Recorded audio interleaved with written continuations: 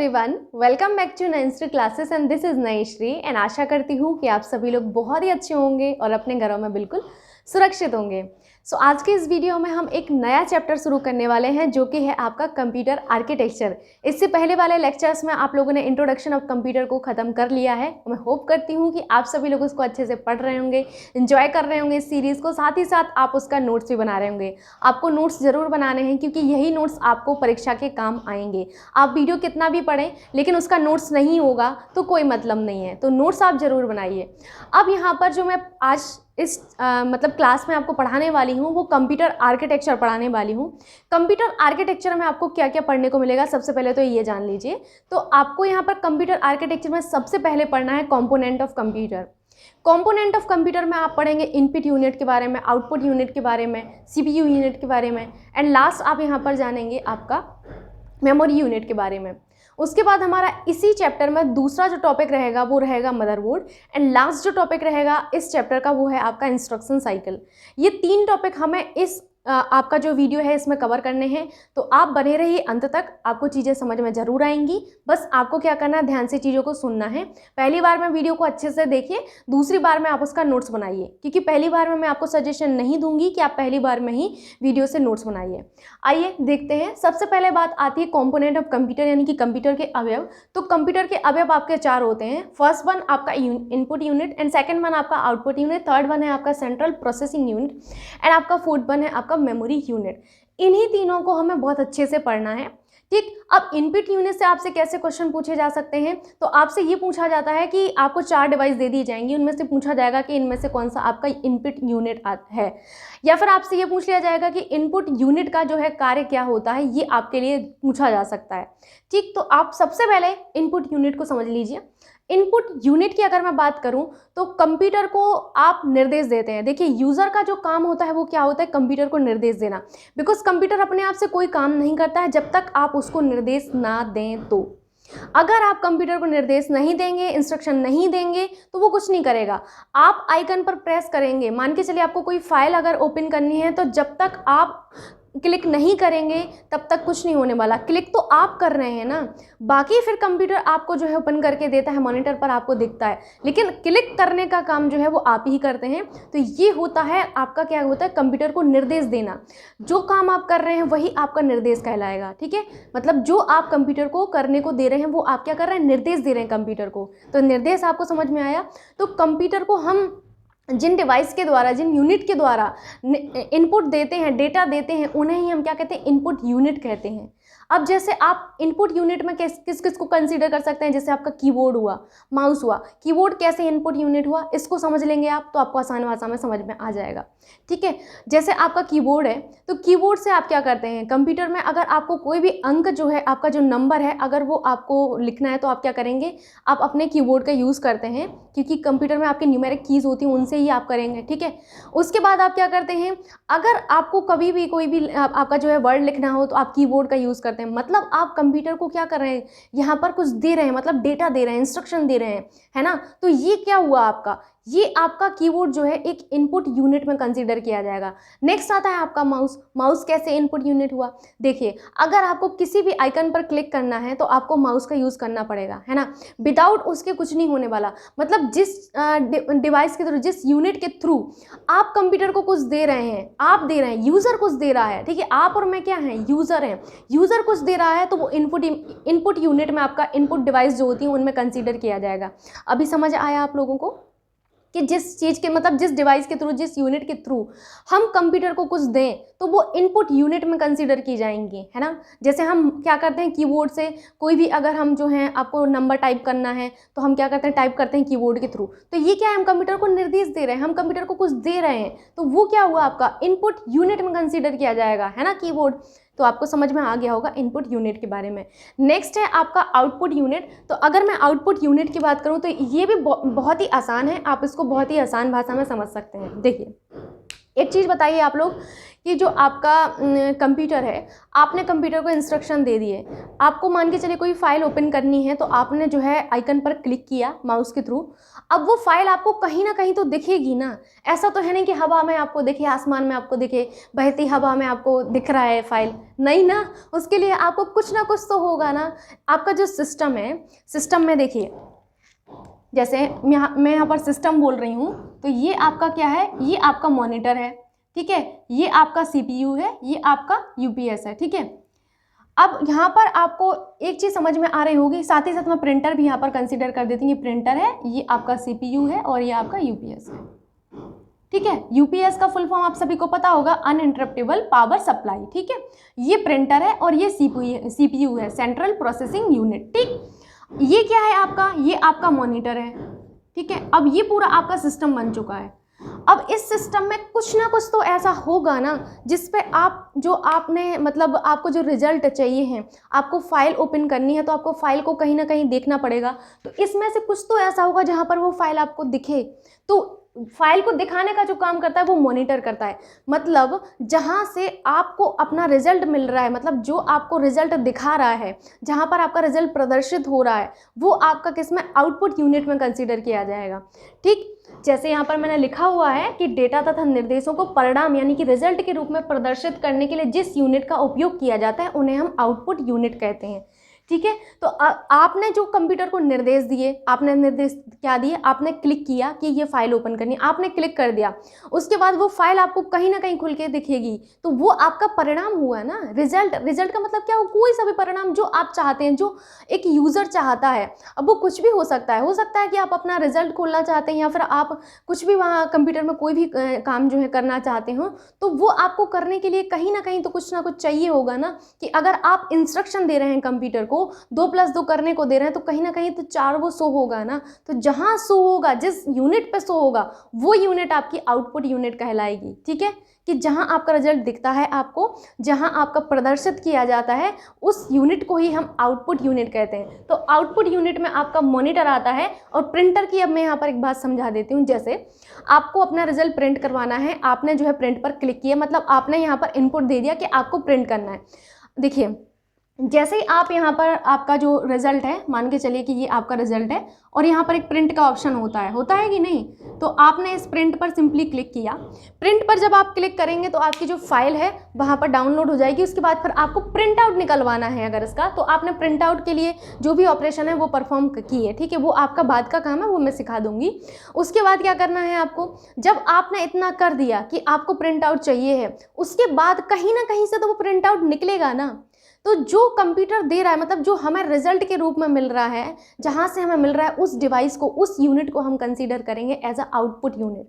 अभी समझ गए आप लोग कि हमें कहीं ना कहीं अपना रिजल्ट जो है मिलता है कंप्यूटर से। हमने कोई भी इंस्ट्रक्शन दिया, कोई भी हमने डेटा दिया, उसके बाद हमें कहीं ना कहीं तो उसका रिजल्ट मिलेगा ना।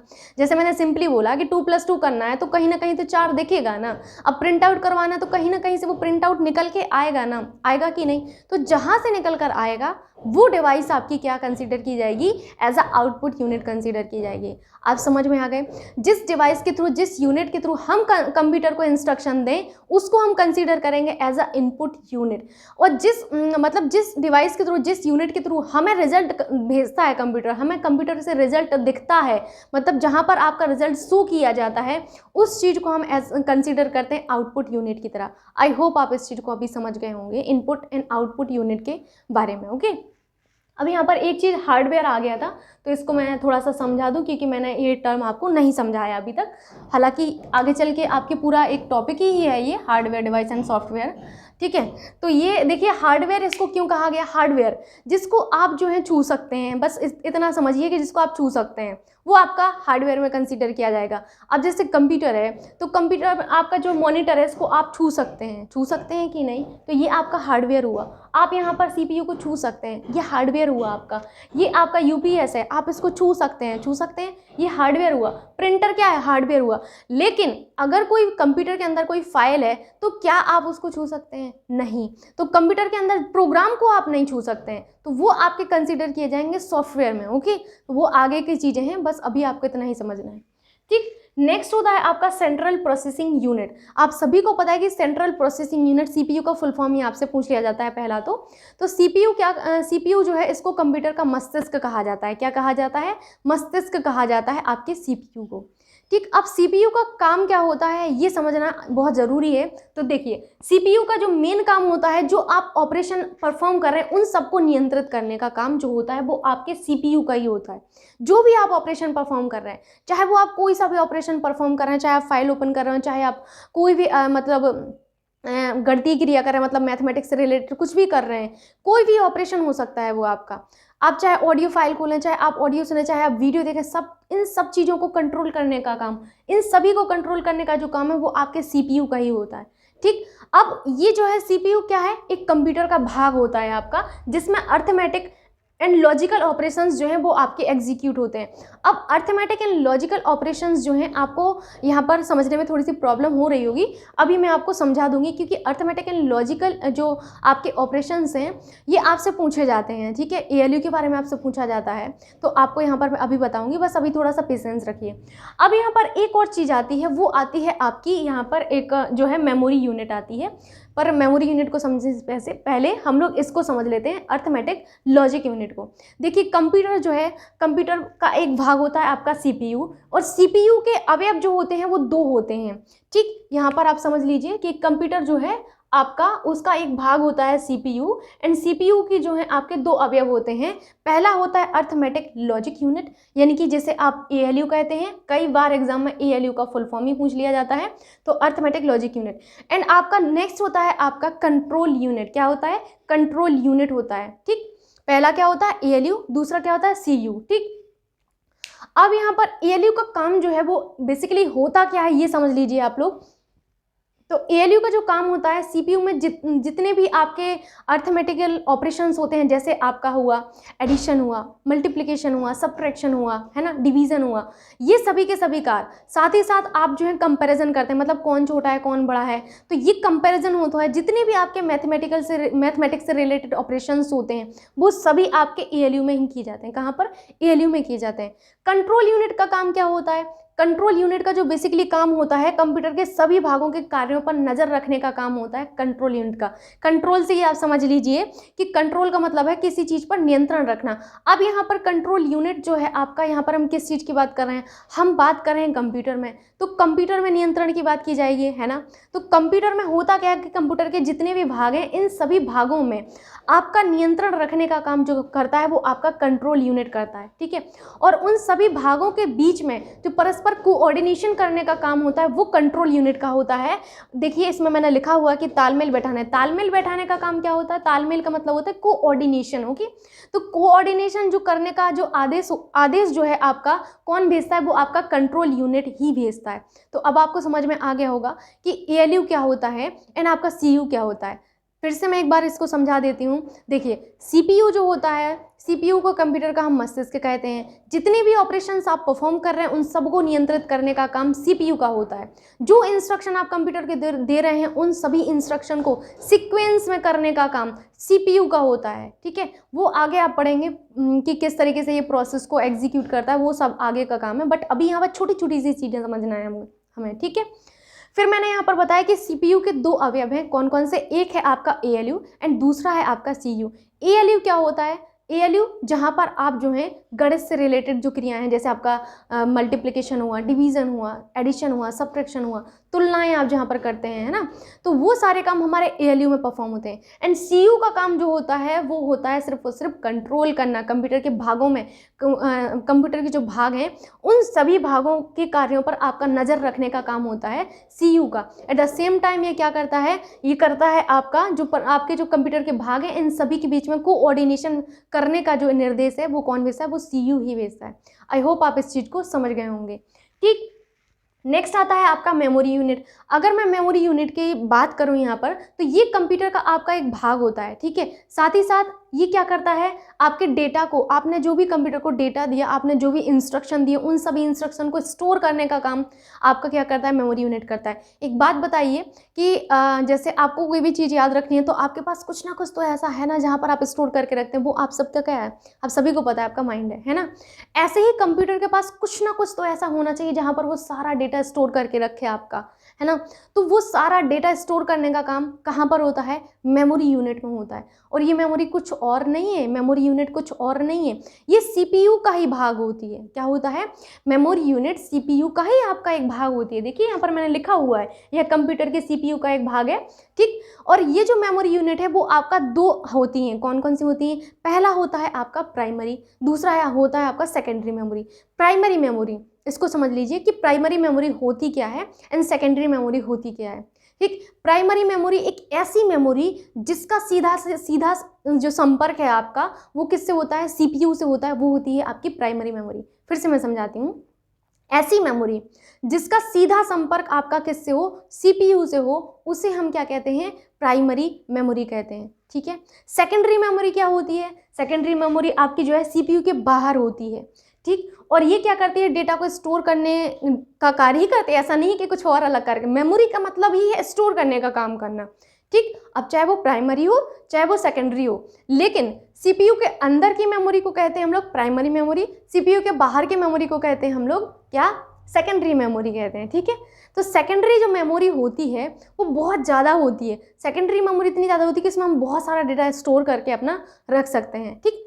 लेकिन प्राइमरी मेमोरी का जो सीधा संपर्क है वो आपके सीपीयू से होता है, और जो भी आप जो है डेटा पर काम कर रहे हैं वो सभी का सभी आपका किस में स्टोर होगा, जिस डेटा को आप लगातार मतलब काम कर रहे होते हैं वो सब उस डेटा को पढ़ने का काम हमारी मेमोरी यूनिट का जो आपका प्राइमरी मेमोरी वाला भाग है यही करती है, ठीक। तो आपको समझ में आ गया होगा कि हमारा प्राइमरी मेमोरी क्या होती है एंड सेकेंडरी मेमोरी हमारी क्या होती है, ठीक। तो यहाँ पर एक मन में डाउट आ रहा होगा कि ठीक है, हमने यहाँ पर इनपुट यूनिट और आउटपुट यूनिट को जो पढ़ा है मैम, इनकी हमें ज़रूरत क्या पड़ी। कोई ना कोई तो ऐसी ज़रूरत होगी ना कि जिसकी वजह से हमें इनपुट यूनिट की और आउटपुट यूनिट की ज़रूरत पड़ रही है। तो इसको मैं एक बार समझा देती हूँ। एक चीज़ बताइए कि ये आपका कंप्यूटर है, आपको जो लैंग्वेज आती है वो मैं मान के चल रही कि आपको इंग्लिश आती है और आपको हिंदी आती है, ठीक है।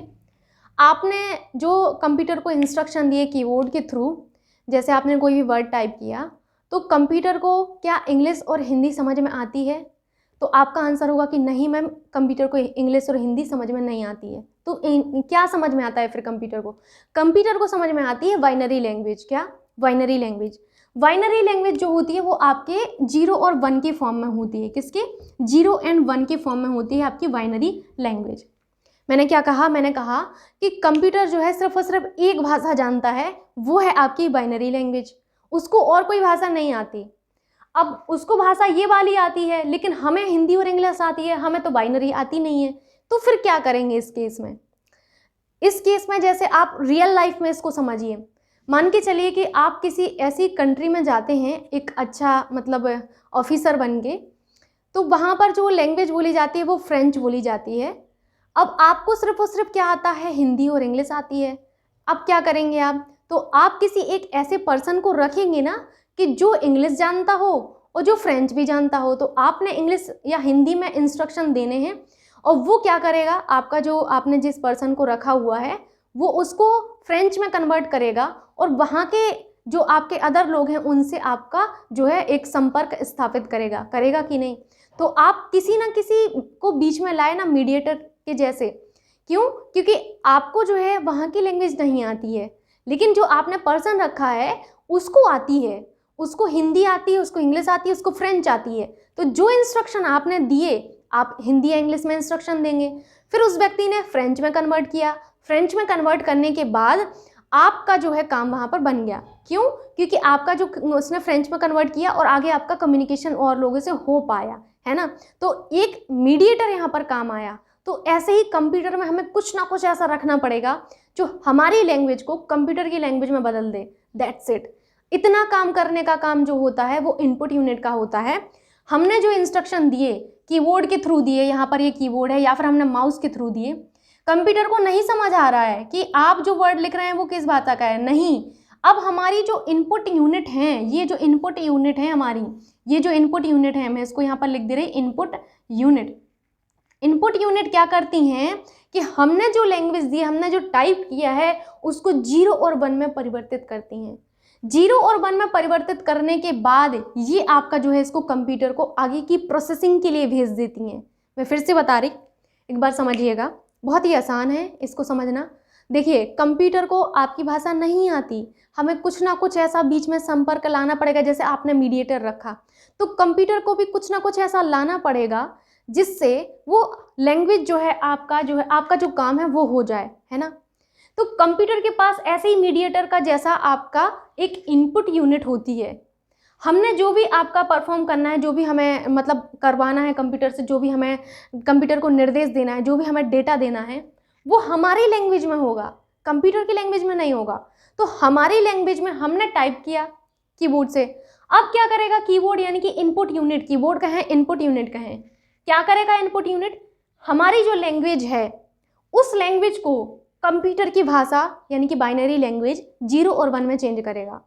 चेंज करने के बाद इसको जो है आगे की प्रोसेसिंग के लिए कंप्यूटर में भेज देगा। ये काम होता है इनपुट यूनिट का। अब एक चीज़ बताइए कि आपके यहाँ पर 0 और 1 की भाषा में जो है लैंग्वेज आ गई। अब यहाँ पर आपका जो है प्रोसेसिंग हुई, सारी प्रोसेसिंग आपकी CPU में हुई, उसके बाद आपका रिजल्ट आया। अब रिजल्ट जो आया है वो आप सभी को पता है कि कंप्यूटर ने 0 और 1 की भाषा पढ़ी है, उसको 0 1 की भाषा ही आती है, तो रिजल्ट भी वो 0 और 1 की भाषा में ही देगा, बाइनरी में ही देगा।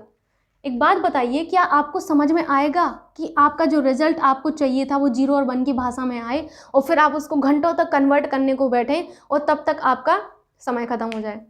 तो ऐसे केस में फिर क्या होगा, आपको फिर से एक ऐसी डिवाइस चाहिए पड़ेगी जो कंप्यूटर ने हमें रिजल्ट दिया है 0 और 1 के फॉर्म में, उसको हमारी लैंग्वेज में, इंग्लिश या हिंदी में, जिस लैंग्वेज में आप चाहते हैं उस लैंग्वेज में आपको शो करके दे। तो ये करने का काम जो होता है वो आउटपुट यूनिट का होता है। ठीक, अब यहाँ पर कन्फ्यूज़न क्रिएट हो चुका होगा, मैं श्योर हूँ बिल्कुल, लेकिन यहाँ पर कन्फ्यूज़न की कोई बात ही नहीं है, ध्यान से सुनिएगा। देखिए, कंप्यूटर ने आपके जो है CPU ने प्रोसेसिंग की, उसके बाद आपका जो रिज़ल्ट है वो आपका आने को रेडी है, लेकिन वो रिज़ल्ट आपका 0 और 1 के फॉर्म में है। जब वो 0 और 1 के फॉर्म में है तो आपको समझ आना नहीं है। आपको समझ नहीं आना क्यों? क्योंकि आपको तो लैंग्वेज नहीं आती 0 और 1, आपको आता है इंग्लिश हिंदी, आपकी टारगेटेड लैंग्वेज आती है यूज़र को। ओके, तो उस लैंग्वेज में हमें रिजल्ट चाहिए जिस लैंग्वेज में हम चाहते हैं भाई। तो क्या करना होगा, हमें कोई ना कोई एक ऐसी डिवाइस लानी पड़ेगी जो कंप्यूटर की भाषा को, 0 और 1 की भाषा को हमारी लैंग्वेज में दे दे हमें। तो ऐसा जो काम करते हैं वो आउटपुट यूनिट करते हैं। ओके, अभी समझ गए आप लोग? आई होप अब आपको समझ में आ गया होगा कि input unit and output unit करती क्या हैं। ये तो आपको पता चल गया कि होती क्या हैं, लेकिन एक्चुअल में करती क्या हैं, ये क्वेश्चन देखिए आपसे पूछा जा सकता है। तो अब आपको समझ में आ गया होगा कि यूज़र की जो भाषा है उसको 0 और 1 में कन्वर्ट करके आगे की प्रोसेसिंग के लिए भेजना इनपुट यूनिट का काम है। कंप्यूटर के द्वारा जो प्रदर्शित आपका रिजल्ट है उसको कंप्यूटर की भाषा से यूज़र की भाषा में चेंज करने का काम आउटपुट यूनिट का काम होता है। ये बहुत ही सिंपल वे में मैंने बता दिया है। आई होप आपको समझ में आ गया होगा। अगर कोई भी डाउट होता है तो आप सभी से, जैसे कहते हैं ना कि रिक्वेस्ट हाथ जोड़ के जो होती है मैं वो कर लूँगी कि अगर नहीं आता है समझ में तो प्लीज़ कमेंट बॉक्स में बता दिया करें कि मैम ये चीज़ समझ में नहीं आई है, तो मैं नेक्स्ट डे ज़रूर उसको आपका कंसीडर करूँगी, बताऊँगी आपको। अब हम यहाँ पर पढ़ लेते हैं आगे मदरबोर्ड के बारे में और एक जो इंस्ट्रक्शन साइकिल मैं बोल रही हूँ उसके बारे में। ओके,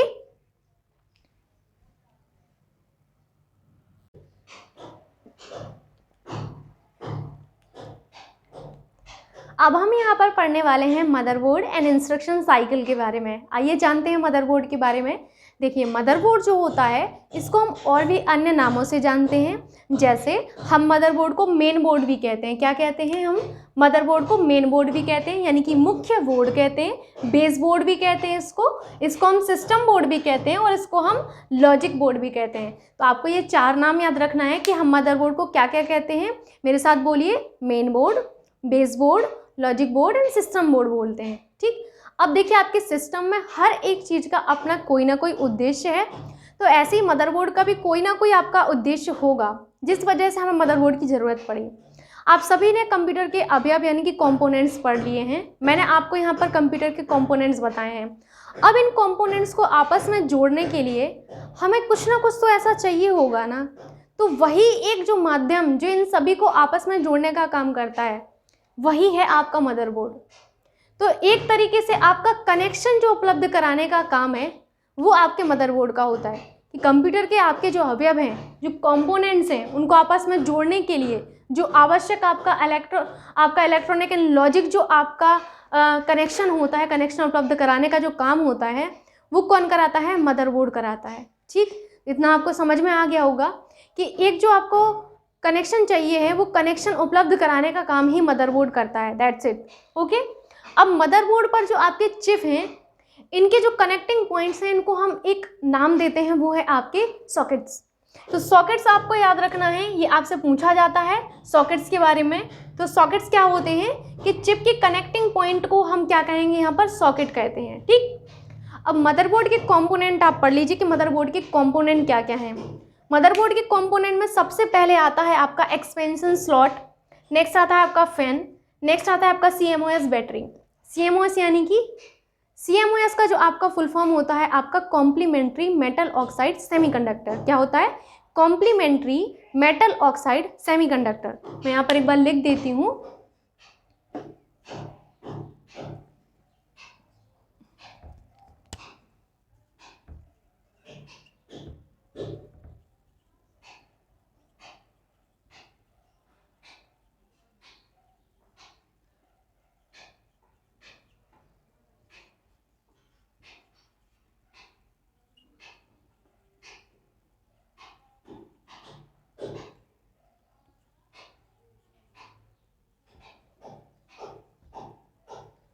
ठीक, तो आपका CMOS का फुल फॉर्म क्या है? Complementary metal oxide semiconductor. याद रखेंगे आप लोग कि आपका CMOS का फुल फॉर्म क्या होता है? कॉम्प्लीमेंट्री मेटल ऑक्साइड सेमीकंडक्टर, आपसे पूछा जाता है।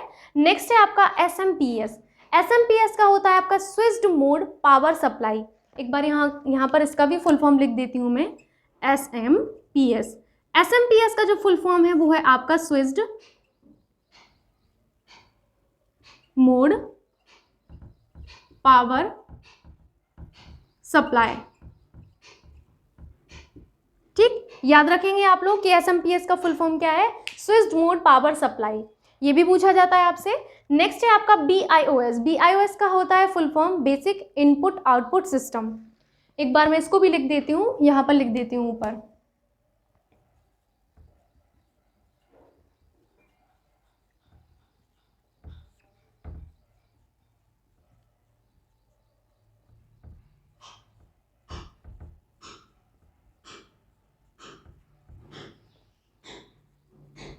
ठीक, तो इतना आपको याद रखना है। ये तीन फुल फॉर्म जो मैंने बताए हैं, CMOS complementary metal oxide semiconductor, SMPS switched mode power supply and BIOS basic input output system, तीनों याद रखेंगे आप लोग। उसके बाद आपका प्रोसेसर चिप, ये आपके मदरबोर्ड के कंपोनेंट हैं।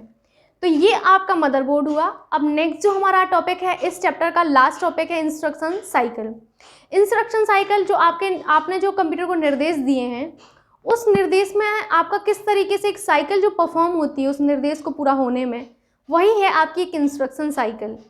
इंस्ट्रक्शन साइकिल में आपके चार आपके चरण होते हैं। कौन कौन से? सबसे पहला है फैचिंग, दूसरा होता है आपका डिकोडिंग, तीसरा होता है आपका एग्जीक्यूशन एंड चौथा होता है आपका स्टोरेज। ये सीक्वेंस आपसे पूछा जाता है, तो आपको याद रखने की इंस्ट्रक्शन साइकिल में सबसे पहले आता है फैचिंग। सबसे पहले हम क्या करेंगे? डेटा निर्देश को फैच करेंगे, ठीक है। उसके बाद हमारा जो नेक्स्ट होता है वो होता है हमारा डिकोडिंग, एंड जो नेक्स्ट होता है वो होता है एग्जीक्यूशन, एंड सबसे जो लास्ट होता है वो होता है स्टोरेज। यहाँ पर आपको दिख रहा होगा फैचिंग, उसके बाद है डिकोडिंग, उसके बाद है आपका ये एग्जीक्यूशन लिखा हुआ है, अगर नहीं दिख रहा हो तो मैं बोल रही हूँ एग्जीक्यूशन, एंड चौथा है आपका स्टोरेज।